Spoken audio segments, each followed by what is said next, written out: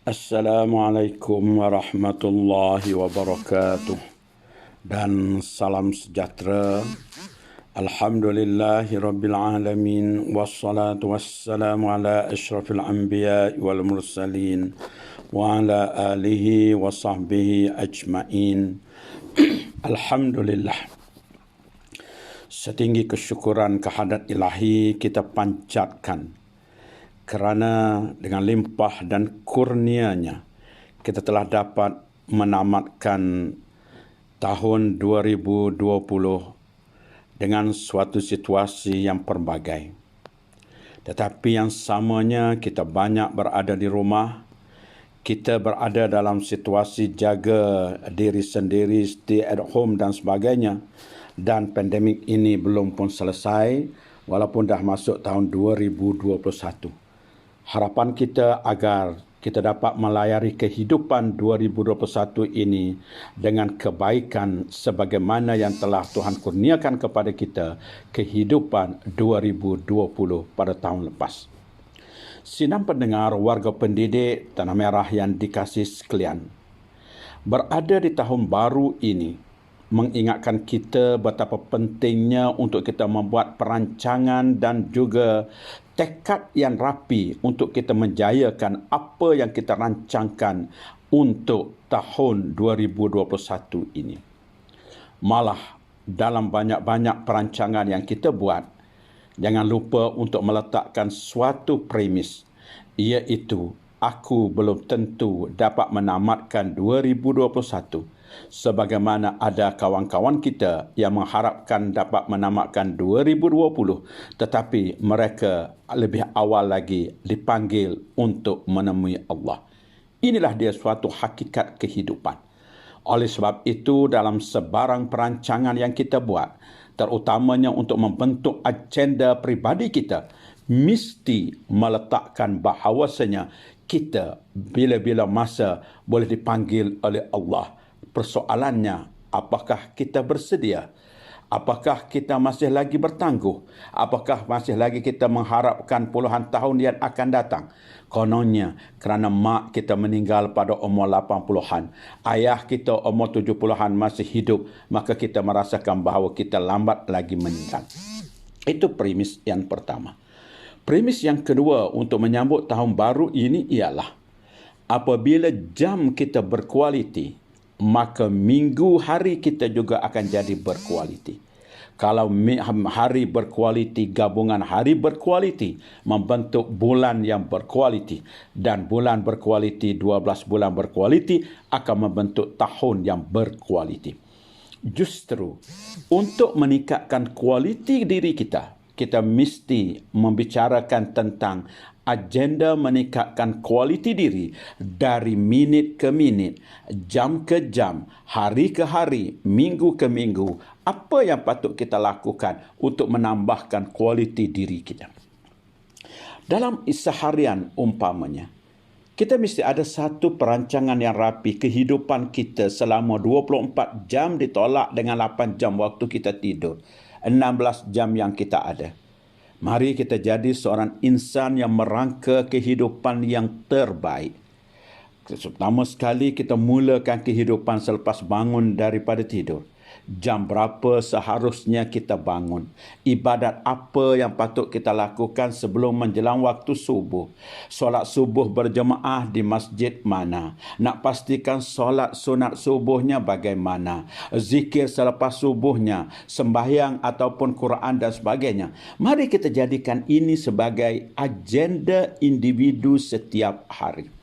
Setelah kita berada di sekolah, berpejabat dan sebagainya, waktu rehat 1 hingga 2, kita rancang kita makan di mana. Tetapi jangan lupa untuk kita rancang kita solat zuhur berjemaah di mana. Kemudian apabila kita berada waktu petang pula, apabila kita balik dari bertugas yang pejabat, ataupun kalau guru-guru yang masih berada di rumah pada hari ini, maka kita rancangkan solat asar kita bagaimana, dan menjelang waktu maghrib kita bagaimana. Malam pula kita bersama 2 segmen penting masa pada waktu malam. Untuk yang lelaki khususnya, jayakan kempen 79. Apa makna 79? Pada waktu 7, jam 7 hingga waktu 9, prime time. Kalau iklan TV3 yang paling mahal, kalau waktu yang paling selesa, kita berikan diri kita di tempat yang sepatutnya, iaitu di mana? Di rumah Allah. Kita berjemaah maghrib, berjemaah isyak, mendengar orang-orang mengajar dan sebagainya. Tetapi kalau kita tidak buat demikian, kita rasa seronok untuk kita selesa berada di rumah sambil makan-makan, sambil bersama santai, sambil menonton TV, maka kita rugi apa yang sepatutnya kita dapat. Begitu juga slot yang kedua sebelum tidur, iaitu waktu kita bersama dengan keluarga. Bagaimana kita memerhatikan anak-anak kita membesar. Bagaimana kita membantu melihat mereka membuat kerja-kerja sekolah. Dan juga apa-apa yang penting dalam mengeratkan hubungan kekeluargaan pada waktu malam tersebut. Saya dapati ada satu trend sekarang ini, ya, terutama selepas daripada berkurun di rumah, satu trendnya malam-malam keluar untuk macam-macam, antaranya makan-makan dan sebagainya. Tidak salah jika dia bukan jadi satu yang kelaziman. Mungkin jarang-jarang bawa keluarga makan untuk kita mengeratkan hubungan, tak ada masalah. Tetapi kalau menjadi satu habit, tak boleh tidak, mesti keluar, tak boleh tidak. Malangnya di tengah-tengah orang lain balik dari masjid untuk bersama keluarga, kita mula start kereta keluar dari rumah untuk bersama dengan kawan-kawan untuk mencari hiburan di luar. Kalau berlaku setiap malam macam ini, maknanya ialah kita tidak menghargai apa yang Tuhan berikan kepada kita. Okey, selesai. Itu dia perjalanan kehidupan kita dalam masa sehari. Kemudian kita rancang pula bagaimana dari segi mingguan kita. Pada hujung minggu, apa aktiviti yang kita nak lakukan. Yang dikatakan hari Jumaat adalah hujung minggu untuk majlis ilmu. Hari Sabtu hujung minggu untuk santai keluarga. Bagaimana kita mengisi perkara tersebut? Bagaimana kita menjadikan agenda menuntut ilmu contohnya di masjid dan sebagainya pada hari Jumaat kita jayakan. Kemudian pada hari Sabtu mungkin kita bersantai bersama keluarga, bawa keluarga pergi mana-mana ataupun balik kampung dan sebagainya, kita jayakan. Kemudian dari segi bulanan pula. Bulanan kita rancang. Antaranya yang penting kita rancang bulanan iaitu kita menerima gaji setiap bulan. Kita katakan kerajaan ada jumlah angka yang tertentu yang kita dapat. Saya nak berseru pada saya dan sahabat-sahabat sekalian. Daripada angka tersebut, mari kita tetapkan berapa persen untuk kita jadikan duit tersebut, gaji tersebut yang berbentuk sedekah jariah, amal ibadat, membantu orang lain, biar dalam satu bentuk nisbah atau rasio yang tertentu yang menunjukkan komitmen kita terhadap sedekah. Kita dah sampai masa bukan lagi sebagai seorang biasa. Ada peluang sedekah. Ya, kebetulan tabung lalu ke depan kita masuk. Itu orang biasa, layman, orang biasa. Orang tak kerja kerajaan, orang tak gaji tetap pun boleh buat macam itu. Tetapi kita yang telah diberikan rezeki, alhamdulillah, ada orang yang dapat rezeki DG96. Masya Allah, DG96. Siapa ni DG96 ni? Suami dia 48, isteri dia 48, DG96. Ada yang dapat DG berapa? 52 kali 2, 54 kali 2. Kita dapat rezeki, alhamdulillah. Untuk makan pakai kita dah cukup. Banyak mana pun duit, kita tetap makan sepinggan atau 2 pinggan. Banyak mana bilik rumah kita tetap untuk tidur di satu bilik. Banyak mana harta kereta yang kita miliki, kita tetap dalam satu masa hanya boleh memandu sebuah kereta saja. Oleh sebab itu, kita ingatlah, berpada-padalah dengan apa yang kita ada, tetapi beruntung bagi orang menjadikan sedikit pendapatannya, bukan sedikit, ada nisbah tertentu pendapatannya untuk disedekahkan. Dalam soal ini, untuk jadi kita orang pemurah, yang pertama kita betulkan pemikiran kita. Pemikiran kita iaitu sedekah bukan untuk orang lain, tetapi sedekah adalah untuk diri kita. Yang kedua, apabila terbuka peluang, katakan ada orang telefon nak minta duit kerana dia kesuntukan, kerana anak nak sekolah dan sebagainya, saudara kita lihat dengan positif. Alhamdulillah, medan pahala sampai kepada aku. Kita nampak ada pakcik tu datang lagi ke rumah kita. 2 hari lepas dia dah datang, cerita anak dia sakit, duit tak ada. Hari ni datang lagi tebal muka. Kita dengan senyum menerimanya. Alhamdulillah, ini peluang untuk aku tolong. Apabila kita ada pemikiran demikian, tak timbullah kedekut, tak timbullah bakhil. Itu prinsipnya.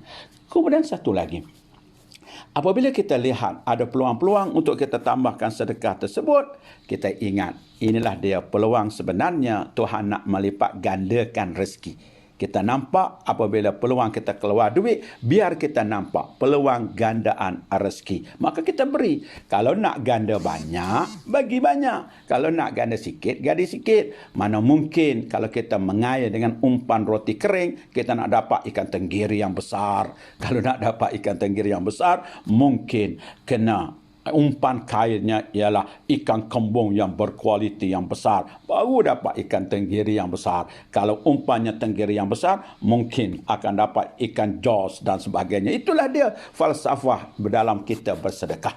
Jadi tuan-tuan dan puan-puan, itu ialah mingguan. Kemudian kita pergi pula kepada agenda tahunan kita. Biar kita nampak dalam pemikiran kita, kita dah mapping dalam pemikiran kita.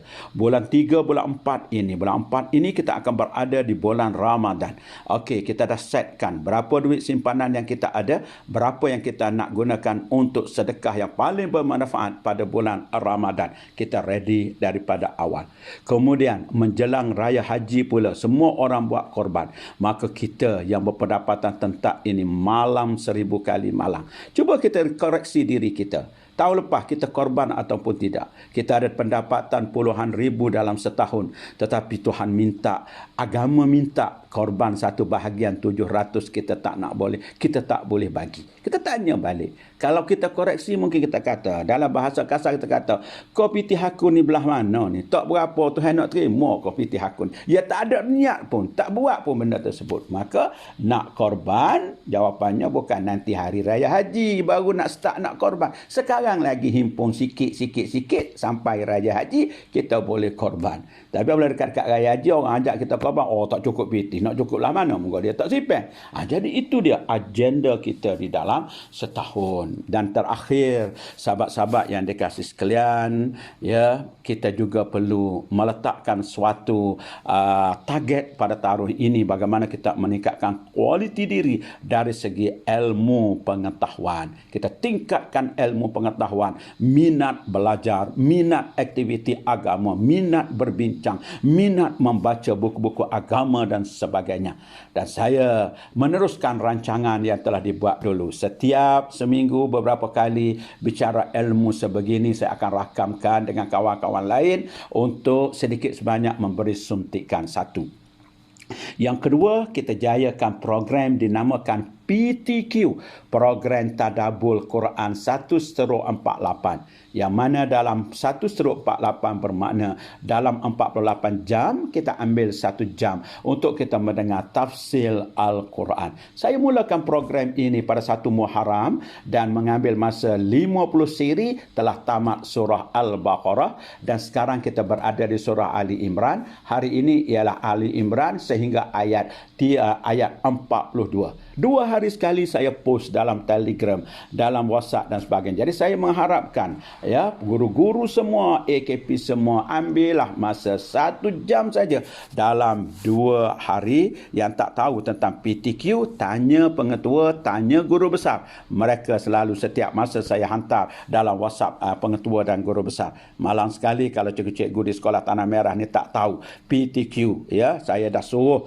pengetua dan guru besar untuk sebarkan. Ya, sama-sama kita bersyarikat dalam mencari kebaikan. Sesiapa yang berkawan dengan benda yang luar biasa, dia menjadi luar biasa. Dan mukjizat Al-Quran adalah benda yang luar biasa. Selamat menjalani kehidupan dengan baik. Selamat tahun baru. Mudah-mudahan 2021 menjanjikan kebaikan kepada kita sekalian. Sekian. Assalamualaikum warahmatullahi wabarakatuh.